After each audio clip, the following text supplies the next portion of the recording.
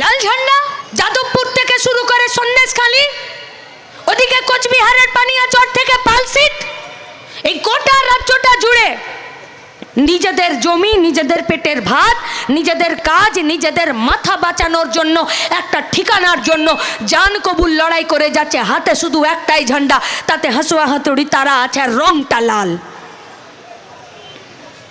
এটা পলিসির লড়াই, যে পলিসির লড়াইয়ে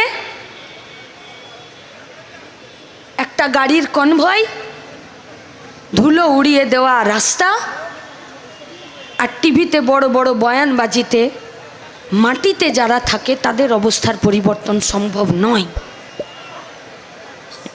লড়াইটা কষ্ট করে আর সংগ্রামের ময়দানে, যে সংগ্রামের ময়দানে এই কাজটা করার।